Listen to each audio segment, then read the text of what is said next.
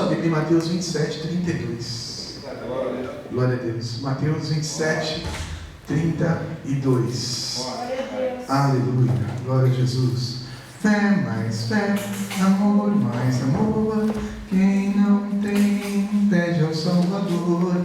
Pois sem fé e sem amor não pode agradar ao Senhor. Aleluia. Amém? Mateus 27, 32 diz assim: E quando saíam, encontraram um homem sirineu, chamado Simão, a quem constrangeram. Repete comigo: constrangeram a levar a sua cruz. Aleluia. Glória a Deus. Hoje eu quero falar sobre Simão sirineu. Aleluia. Existem duas Jerusaléns. Aleluia. Existe a Jerusalém que nós vemos muito, a bíblica, a histórica, a turística, e existe a Jerusalém moderna, que foi feita, foi construída ao redor da Jerusalém histórica. Eu quero me manter aqui na Jerusalém histórica. Amém? Jerusalém, ele é o centro monoteísta do planeta inteiro, das religiões que adoram apenas um único Deus. Jerusalém é o centro do cristianismo, Jerusalém é o centro do judaísmo, Jerusalém é o centro do islamismo. E é uma cidade bem pequena, ela só tem 3 bairros: bairro judeu, bairro cristão, bairro judeu, bairro árabe e bairro muçulmano. Aleluia. Essa Jerusalém antiga, em alguns pontos eu quero que você entenda. Se você for visitar Jerusalém, você vai ver que em alguns lugares ela está 8 metros. 8 metros é o dobro dessa igreja, para a gente ter uma ideia. Ela está 8 metros acima do piso natural de quando Jesus pisou lá em Jerusalém. Por que ela está 8 metros acima do piso original? Por causa que lá sempre ocorreram muitas guerras. Durante toda a Idade Média, durante todo o período depois de Jesus, houveram muitas guerras. E a Jerusalém, aleluia, foi destruída durante essas guerras muitas vezes. E todas as vezes que ela foi destruída, ela foi entulhada e depois ela foi reconstruída. Entendeu? Destrói, os entulhos ficam, depois eles aproveitam aqueles entulhos como base e constroem por cima. Isso foi acontecendo de tal forma que hoje a Jerusalém atual está 8 metros, em alguns lugares acima da Jerusalém da época de Jesus. E isso nos ensina que evangelho não é só bênção, não é só vitória, não é só sabor de mel. Jesus, ele não disse isso. Ele não disse que a gente ia se converter e que a gente não ia enfrentar nenhuma luta e que tudo seria um mar de rosas. Isso não é verdade e nem é evangelho. Ele nos preveniu: no mundo vocês terão aflições. Ele nos advertiu que as coisas não iam ser tão fáceis assim quando a gente pensa. E isso quer dizer também, para o seu alívio, que você não é super-herói, que você não é a Mulher Maravilha, que você não é o super-homem. E às vezes a gente pode sim fracassar em algum momento da nossa vida. E o que é o fracasso? O fracasso, ele é uma oportunidade de você aprender o que a bonança não vai te ensinar, o que a bonança não iria te ensinar de forma alguma. O fracasso, portanto, ele é uma escola. Mas uma coisa Jesus garante: algumas aflições e batalhas perdidas, sim, você terá, mas a guerra você nunca vai perder, porque Ele é o seu general invicto, e você é mais do que vencedor em Cristo Jesus. Amém? Por que eu estou falando isso então? Aleluia. Porque a gente é igual Jerusalém. Aleluia. Todas as vezes que nós somos entulhados, Deus vem e nos coloca de pé de novo.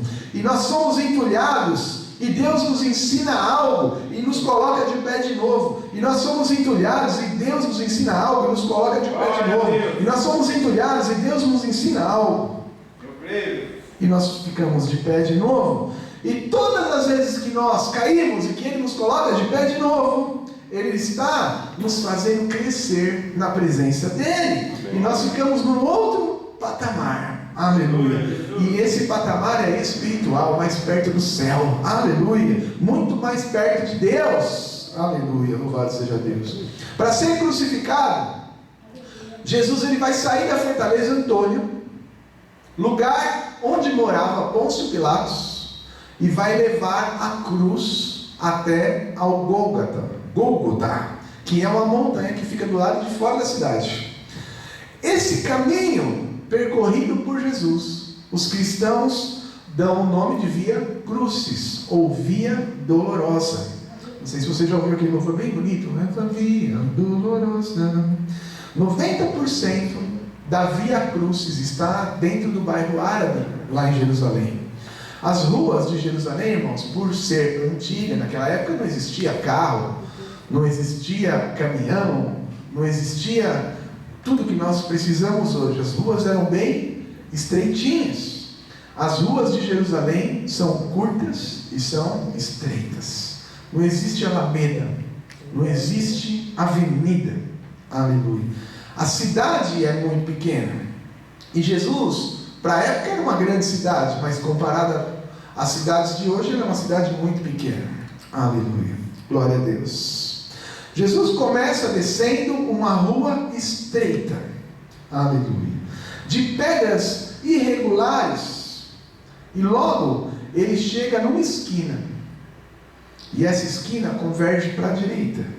E dá para uma das portas, aleluia, que leva para fora da cidade murada, a porta de Damasco. Perto dessa esquina, e antes que eu quero que você entenda isso, suponhamos que a porta da igreja é a porta de Damasco. Jesus está vindo, aleluia, aqui da fortaleza Antônia, carregando a cruz. E aí eu quero fazer uma boa ilustração aqui, que vai ser importante para a minha pregação. Aleluia.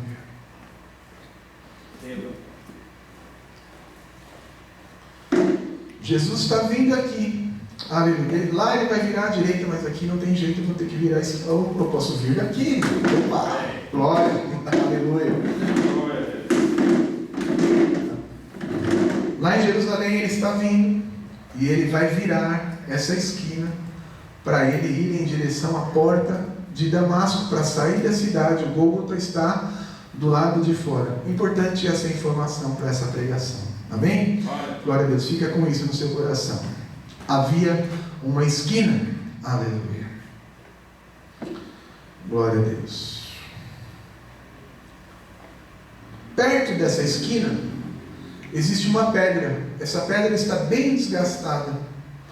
Fica na parede e ela tem uma inscrição, uma pequena inscrição acima. Exatamente nessa esquina onde o homem chamado Simão Cirineu foi constrangido. Nós vemos isso, ele foi constrangido, ele não queria ajudar um condenado inocente. A Igreja Católica ela é detentora da Via Crucis. Eles dividem o caminho em 14 estações. Bem ali naquela esquina, naquela pedra, fica a 5ª estação da Via Crucis. E atualmente ali existe também uma capela, a capela chamada Capela Simão Cirineu. Quando as procissões são feitas naquele lugar, na Via Crucis, eles param diante daquela pedra, fazem as suas orações e colocam a mão nela antes de continuar o seu caminho, porque foi naquela pedra que a tradição diz que Jesus colocou a sua mão. Com a outra mão ele abraça Simão Cirineu, e aí Simão Cirineu ajuda a levar a cruz do Calvário. Eu trouxe um vídeo de 1 minutinho, queria mostrar para vocês. Está no... Desligou? Acho que ele esquenta. É rapidinho.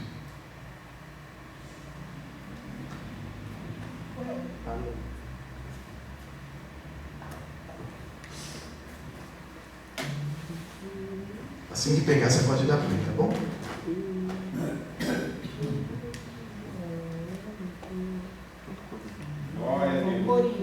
Ali já dá para ver a capela chamada Simão Sirineu. Olha lá, Simoni Sirinao, é em grego, né, que está escrito. Crux imponitor. Aperta o 1. Isso. Pode dar play. É isso aí, povo de Deus. Estou chegando agora na quinta estação. A estação que eu falei no princípio da Via Dolorosa. A quinta estação foi o lugar onde Jesus, por não suportar o peso da cruz, ele já havia vertido o seu sangue, sangue mais sangue, por essas ruas que nós estamos pisando. E na quinta estação, ele cai. E aqui ele coloca a mão exatamente nesse lugar, vem comigo. Ele coloca as suas mãos. Exatamente aqui. Segundo a história, foi exatamente aqui que ele se apoia, o peso da cruz, ele se apoia aqui. E aparece alguém chamado Simão Sirineu. E este é ordenado pelos soldados a ajudar Jesus a carregar a cruz. É muito forte poder sentir e passar por esse caminho que o nosso Mestre, o nosso Salvador passou. Vamos continuar. Vamos continuar seguindo esta jornada. Amém. Obrigado, Yasmin. Se você quiser, pode ficar no seu lugar, tá bom? Não vou mais colocar nada, não. Glória a Deus. Aleluia. Que pedra é essa, não? Aleluia. As pessoas colocam a mão nessa pedra simplesmente porque o nosso mestre tocou nela. Aleluia. Em cima dela tem uma epígrafe ali, um homem caído, um desenho, um homem caído, com uma cruz nas costas e o outro homem ajudando. Aleluia. Está escrito, como a gente viu, Simão Sirineu. Aquela pedra, bem naquele lugar é onde Jesus caiu. Bem naquela esquina, ele colocou uma das suas mãos no ombro de Simão Sirineu. E a outra Jesus coloca na pedra para que ele possa se levantar e novamente seguir adiante na sua missão. Então, irmãos, o que eu quero falar com você nesta noite, que assim como as ruas de Jerusalém são curtas e estreitas, assim como essa rua é curta e estreita, em que Jesus começa a carregar a cruz, assim é a vida do homem. Aleluia. O maior erro que nós cometemos é pensar que a vida é uma avenida longa, que não tem fim, que a vida é como a Avenida Sapopemba, que você começa lá em Mauá e termina não sei quantos quilômetros à frente. Assim como aquela rua estreita é a nossa vida. Por isso, às vezes a gente nos torna piores a cada dia. Porque a vida humana é muitas vezes parecida com aquela rua. Você entra nela e logo termina, e tudo acontece muito rápido. E se a gente não observar tudo o que está acontecendo, nós não reagimos da forma como nós deveríamos reagir. Aleluia. O Espírito Santo está dizendo que muitas vezes nós somos ruins, muitas vezes nós somos omissos, porque nós achamos que nós vamos ter uma outra chance amanhã. Ele nos diz nessa noite que como aquela rua estreita e curta, assim também é a nossa vida. E portanto, viva a sua vida como se hoje fosse o último dia. Cláudio Duarte fala que um dia você vai acertar. Aleluia. Nós vimos, né? Faltou energia. Foi sexta? Até agora. Sexta, alguns lugares até agora. Mas na cidade de Bauru, uma mãe foi buscar o filho da escola, estava voltando para casa. Ainda tinha também um senhor com um cachorro. Uma mãe de 33 anos, um filho de 5, 6 anos, eu não lembro a idade dele. Quem imaginava que aquele seria o último dia de vida daquela mulher? Quem imaginava que aquele seria o último dia de vida daquela criança, daquele homem, até daquele cachorro? Ninguém imaginava isso. Todo mundo imaginava, ela tem muita vida para viver. Essa criança ainda vai viver muito, mas na verdade, tudo que se pensava acerca da vida dela se enfindou ali naquele lugar de surpresa. Nós não temos o controle do amanhã. O controle do amanhã está nas mãos de Deus. Então, tudo que nós devemos fazer hoje. Verdade. Aleluia. Graças a Deus, há 5 anos atrás, praticamente, eu tive um AVC e 3, 4 dias depois, tudo voltou ao normal para mim. Mas poderia não ter voltado. Eu vi pessoas do meu lado que eles não... O que é isso? A pessoa não sabia dizer que isso era um copo. Aí mostrava uma caneta para a pessoa. O que é isso? A pessoa não sabia o que era uma caneta. Ela ia ter que aprender tudo na vida dela. Tudo. Como se fosse uma criança. Então, como aconteceu o AVC? Eu acordei e já estava.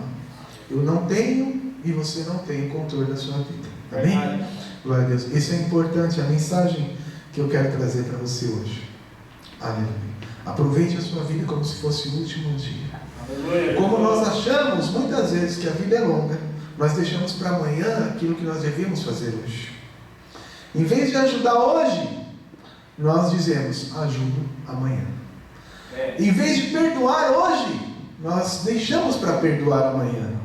Em vez de amar e demonstrar o nosso amor, nós deixamos para amar e demonstrar nosso amor amanhã.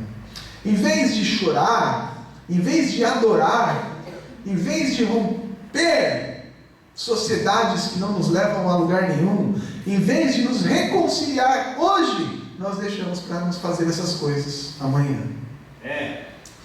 Em vez de entregar nossa vida de verdade para Jesus, de corpo, alma e espírito, nós deixamos para amanhã. Porque nós temos coisas pendentes que nós achamos que nós precisamos resolver e que nós teremos tempo para isso. Você pode ter deixado de fazer algo hoje, porque acredita que amanhã ou no próximo culto você resolve, mas sempre fica aquela perguntinha nos nossos ouvidos: e se não houver amanhã? E se hoje for o nosso último culto? Aleluia. E se você soubesse que hoje, agora, seria a sua última oportunidade da sua vida para adorar a Deus, qual seria a sua postura? A gente ia ficar aqui parado, pasmo, ou a gente ia aproveitar para se soltar na presença dele, para adorar, para chorar, para pedir perdão, para espernear, para ligar para alguém que eu preciso me reconciliar rapidamente? Qual seria a sua última postura? O avião está caindo. Você tem 30 segundos, o que você faz nesses 30 segundos? Opa, estou tranquilo, vou para a glória, aleluia. Se você soubesse qual era a última oportunidade, que hoje fosse a última oportunidade da sua vida, o que você faria? Aleluia. Não deixe para amanhã aquilo que Deus quer que você faça hoje. Aleluia. Ame hoje, perdoe hoje, abrace hoje, ajude hoje, chore hoje, se entregue hoje, sorria hoje, rompa hoje e vença hoje. Aleluia. Aquela esquina, ela fala conosco, e quero falar para você sobre aquele homem. Quem era Simão Cirineu? A Bíblia fala muito pouco sobre ele. A informação mais precisa é o próprio nome dele, Simão Cirineu. Cirineu não é nome, mas se refere ao lugar onde ele nasceu. Um lugar chamado Cirene, no Oriente Médio, mais precisamente no extremo norte da África. Era uma província romana na época de Jesus. Há 2000 anos atrás não existia cristianismo. A única religião monoteísta, ou seja, que adorava um único Deus, era o judaísmo. E o judaísmo é uma religião até hoje que não é proselitista, ou seja, eles não saem divulgando, venha ser judeu, venha ser judeu. Eles não querem ganhar vidas para a religião deles, vidas para Deus, vidas para Jesus. Então, há 2000 anos, conhecer a Deus era muito difícil. Só os judeus detinham esse conhecimento. Aleluia. 99% da África, há 2000 anos atrás, aleluia, era politeísta, ou seja, adorava muitos deuses, se prostravam aos pés de várias entidades. Se Simão era africano, de Cirene, possivelmente politeísta, adorava muitos deuses, o que então ele está fazendo em Jerusalém, em 14 de Abib, da era cristã, dia da celebração da Páscoa pelos judeus, ali, no dia da morte de Jesus? A resposta para essa pergunta está no primeiro nome dele, Simão.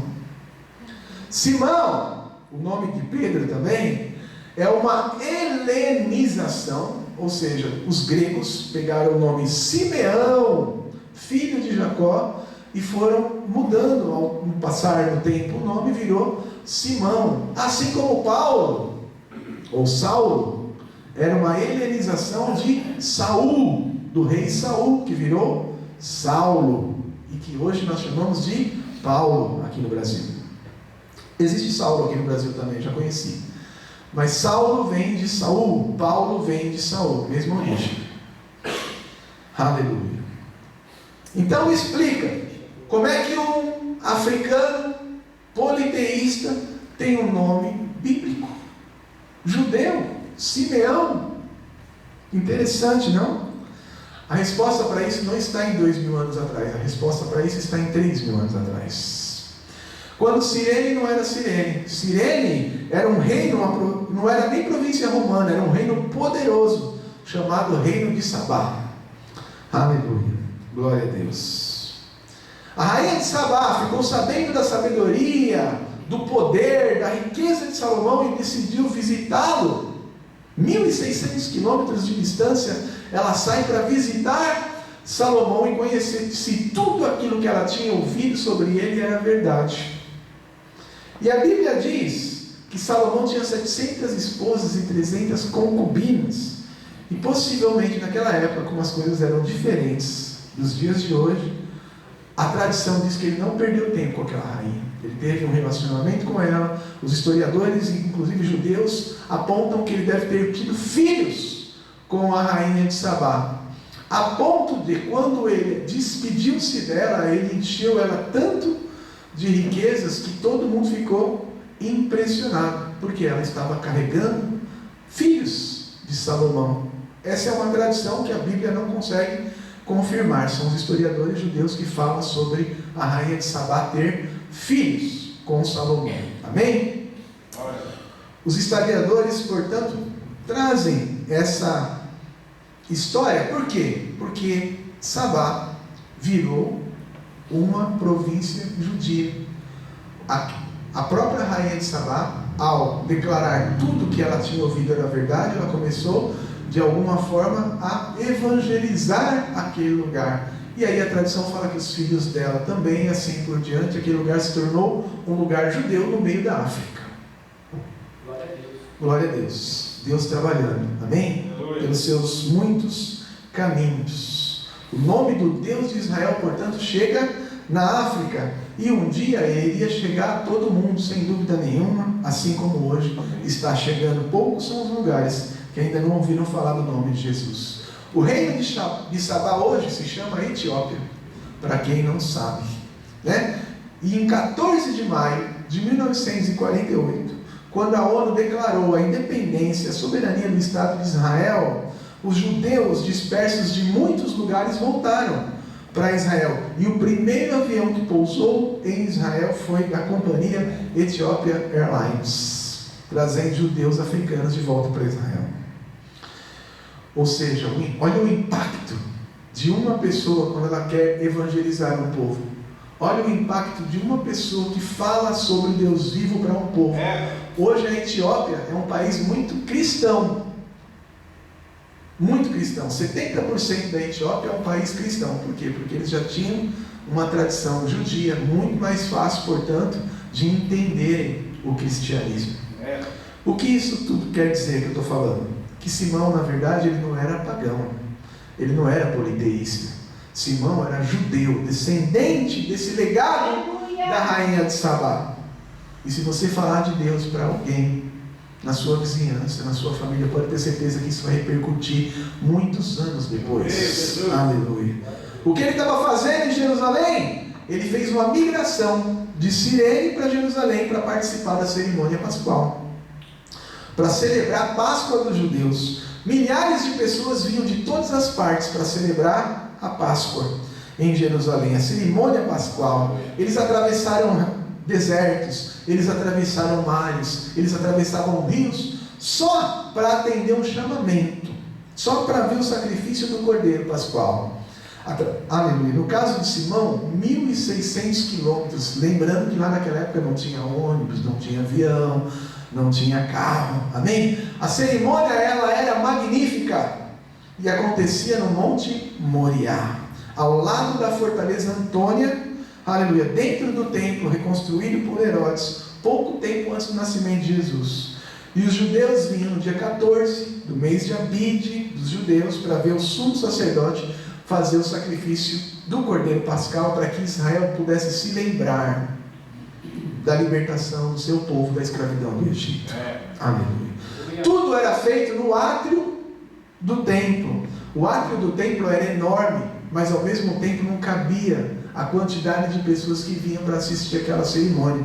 As mulheres nem podiam entrar, só entravam os homens. As mulheres conseguiam ver porque os muros tinham frestas e elas ficavam do lado de fora tentando enxergar pelas frestas dos muros.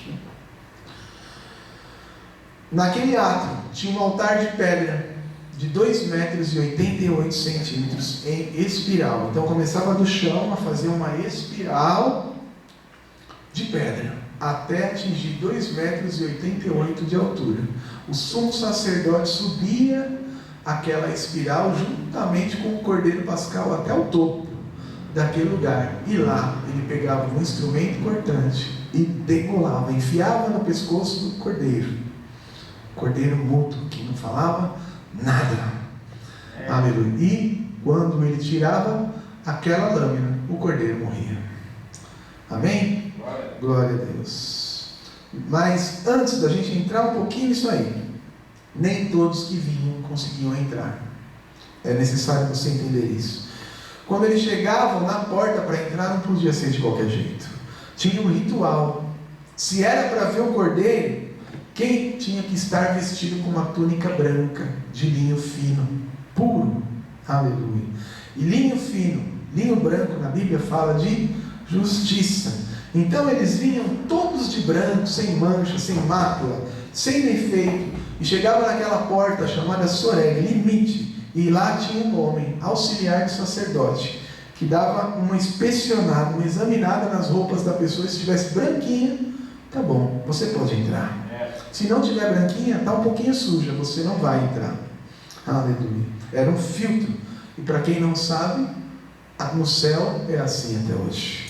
Só tem uma porta. Jesus Cristo é a porta.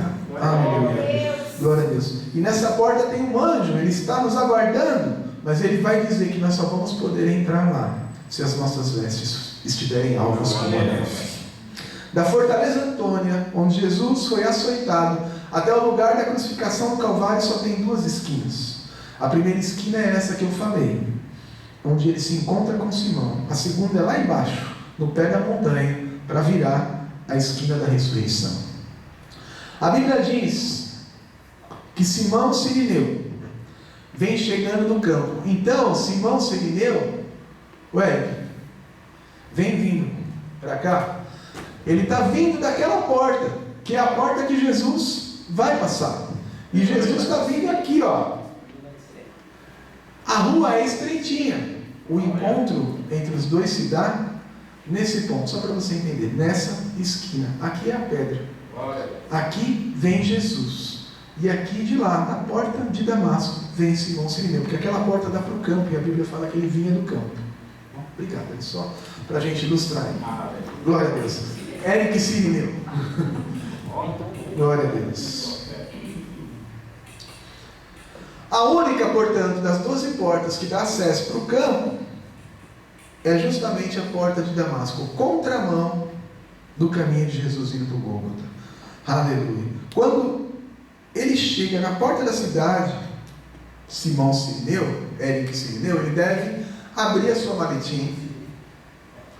Ele deve tirar aquela... Não tinha hospedaria, gente, era muita gente, tá? Eles faziam isso na rua mesmo.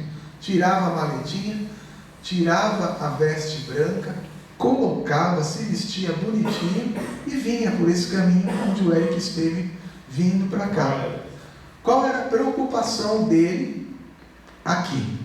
A minha roupa. Para eu entrar lá, eu não posso sujar. Aleluia. Glória a Deus. Essa era a preocupação de Simão vindo nessa rua. Louvado seja Deus. Está branquinha, está perfeita, está imaculada para eu poder assistir a cerimônia. Assim como eu e você, ele vinha cheio de planos, cheio de propósitos. Amém. Cheio de objetivos, mas ele não sabia o que esperava na próxima esquina. Glória a Deus. As ruas da vida são curtas e de vez em quando, ou mesmo sempre, aparece uma esquina. Glória a Deus. E para que servem as esquinas? Digam lá. Serve para duas coisas. Primeiro, para dar uma nova direção para quem está caminhando. Sim ou não? Glória a Deus. A segunda coisa é a indicação de uma conversão. Quem dirige sabe. Você está no seu carro, você vê a esquina, você vai entrar. Quando chega aqui, você dá seta e entra e vai embora. O nome disso é conversão. Conversão à direita. Tem até a plaquinha lá, aquela assim, né? Aleluia. Então Deus, para que Ele coloca uma esquina de vez em quando no nosso caminho? Para a gente se converter mais. Para a gente ir mais na direção que Ele quer de nós. É uma indicação de caminho para a gente. Amém? Glória a Deus. Eu sei que essa mensagem ela tem um objetivo, ela tem um alvo.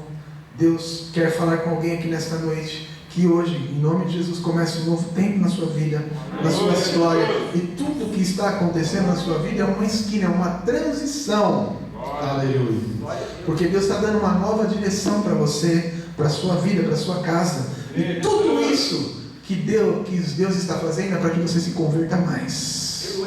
Há uma nova trajetória que está chegando na sua caminhada. Amém? Em nome de Jesus.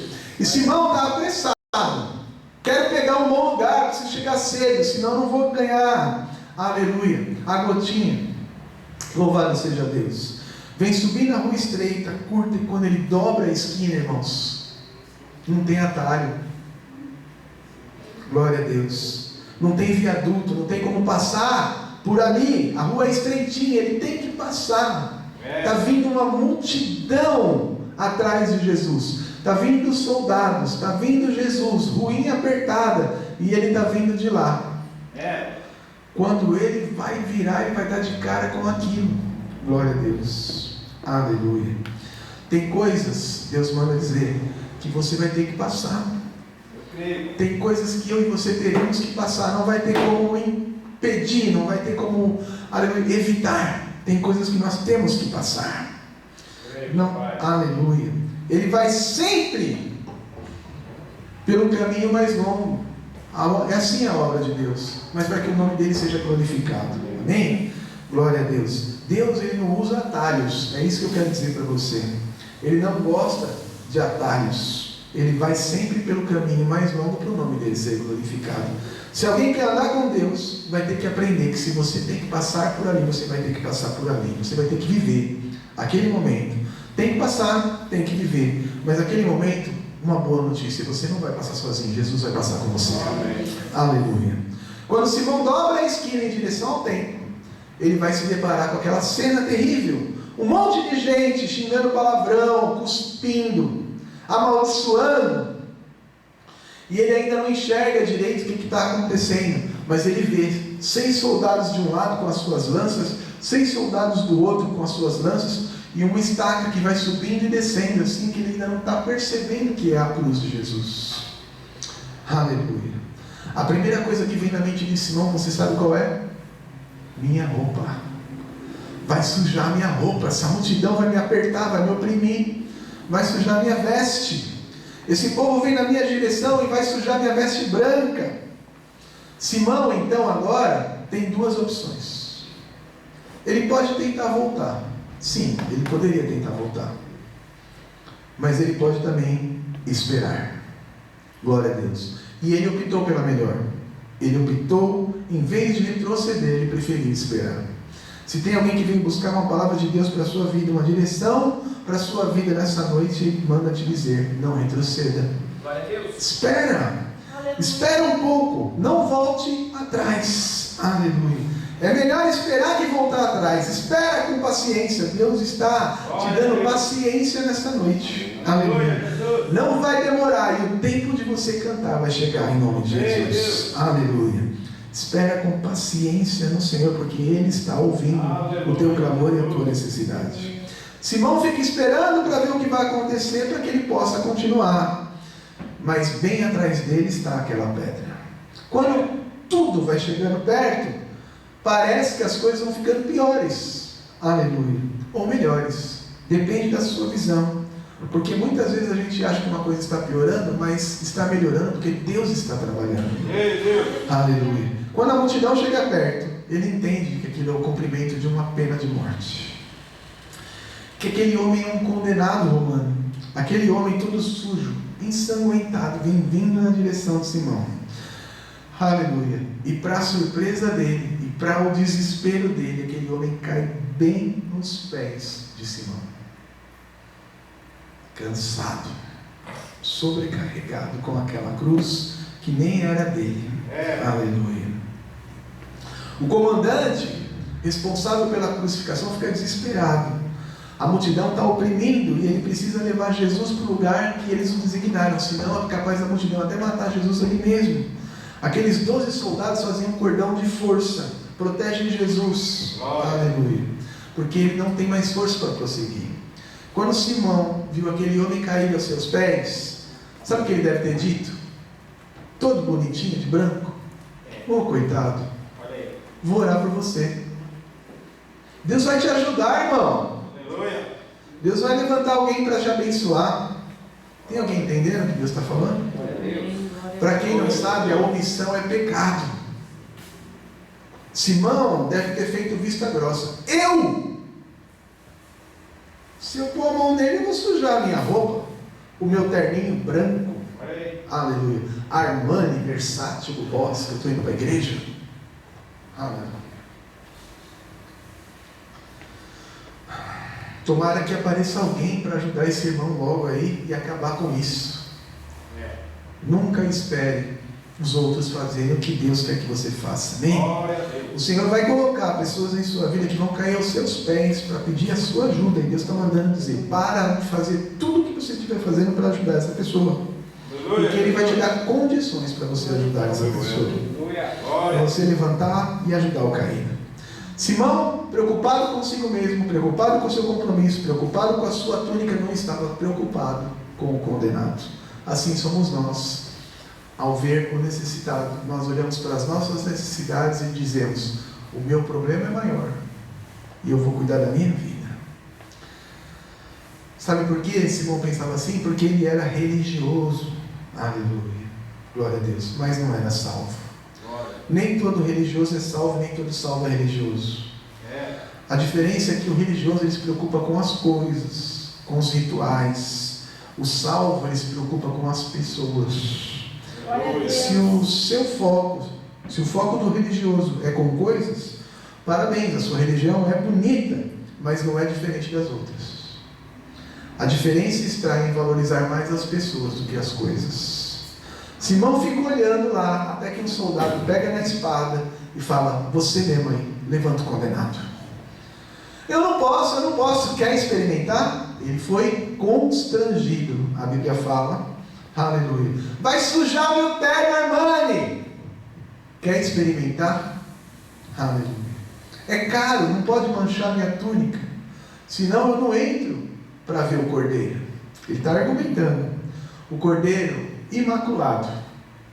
Quando o sumo sacerdote realiza o sacrifício, ele não abre a boca, ele está lá em cima do altar, 2,88 m de altura, todo mundo embaixo, espremido, que nem lata de sardinha, olhando para cima para ver o sacerdote enfiar aquela lâmina comprida no pescoço do cordeiro. Quando ele puxa a lâmina, o animal morre.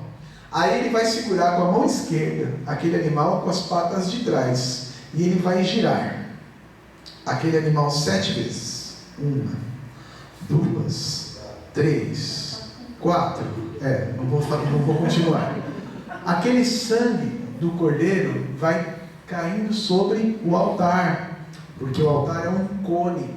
Conforme ele gira, o altar vai ficando todo sujo de sangue. Quando ele termina, o sangue para. Ele coloca o cordeiro no chão. Aleluia. Por que com a mão esquerda? Porque a esquerda é justiça, direita é bênção. Ele dá 7 voltas, porque 7 voltas é o número da perfeição. E ele vai em círculo, porque círculo é sinal da eternidade, em sentido horário. Aquele sangue, portanto, é a justiça de Deus manifestada em um sinal de eternidade no tempo. Durante um tempo, aquelas pessoas iriam ser libertas dos seus pecados, perdoadas. Durante essas voltas, o sangue começa a minar pela jugular, vai ser derramado. Quando o sangue para de pingar, perfeito, ele ainda com a sua mão esquerda, ele vai pegar uma planta esponjosa. Essa planta se chama isopo. O Salmo 51 fala dela. Purifica-me com isopo e ficarei limpo. Aí ele vai comprimir essa esponja para deixar ela absorver o sangue. Aleluia. Só que ele não pode tocar no sangue, porque senão ele vai contaminar o sangue. Então, antes de tocar no sangue, ele põe uma madeira naquela planta, naquele isopo, e aí ele vai ensopar o isopo no sangue. E aí ele levanta a madeira e todo mundo vê o sangue escorrendo na madeira. Aleluia. O sangue precisava, na cerimônia, escorrer na madeira. Por isso que Jesus não morreu apedrejado. Por isso que Jesus não morreu enforcado. Por isso que Jesus não morreu sufocado. Ele morreu na madeira, porque o sangue tinha que escorrer na madeira. Aleluia. Aleluia. A multidão quieta, vendo o sangue escorrer na madeira. O sacerdote está enchendo a esponja. Quando o sangue está bem cheinho na esponja, ele começa. As pessoas só estão ali com aquela veste branquinha porque ela quer uma gotinha naquele sangue. Uma gotinha significava muito para eles. Eu estou purificado dos meus pecados. Eu vou voltar para minha casa purificado dos meus pecados. E aí, quando ele recebia a gotinha, ele já ia para trás para que aquelas pessoas do fundo pudessem vir para frente também e ganhar a sua gotinha, e assim ia acontecendo. Elas se sentiam o quê? Purificadas. Purifica-me com isopo. Aleluia. Aquilo era um sinal da purificação pelo sangue do Cordeiro. Eles vinham de muito longe, muitas vezes, assim como Simão, para receber uma gotinha do Cordeiro nas suas vestes brancas. Era para isso, portanto, que Simão estava lá. Aleluia. O soldado vai obrigar, aleluia, Simão a ajudar Jesus. Vai me obedecer ou não? E é por isso que Deus permite, algumas vezes, que romanos entrem nas nossas vidas, nos ameaçando. Porque a gente não quer fazer as coisas do jeito que Deus quer que a gente faça. Então, esse ímpio que te persegue na escola, no trabalho, em casa ou em qualquer outro lugar, está lá para você fazer com pressão o que você deveria estar fazendo sem pressão. Aleluia. Porque infelizmente tem pessoas que só fazem o que precisa ser feito quando recebem pressão. E eu creio, irmãos, que Jesus nessa hora ele só olha para Simão. Aleluia. Aquele olhar de Jesus, precisando de ajuda ali. Aleluia. E eu creio que Simão não foi constrangido apenas por aqueles soldados, mas quando ele viu aquele olhar, aqueles olhos de fogo olhando para ele, aleluia, aquilo moveu o coração de Simão. Glória a Deus. Jesus, com o mesmo olhar que estava dizendo para Simão, está dizendo para mim e para você: renuncie a si mesmo. Deixa para lá esse ritual. Deixa para lá isso que você tem que resolver hoje. Pega a sua cruz e me siga. Glória a Deus. Aleluia. Simão se aproxima do condenado. E a primeira coisa que a ovelha muda vai fazer é colocar a mão ensanguentada no ombro de Simão. Aleluia. Abraça ele, a outra mão, como a gente viu, na pedra. Simão abraça forte, levanta Jesus e a cruz. Aleluia. Glória a Deus.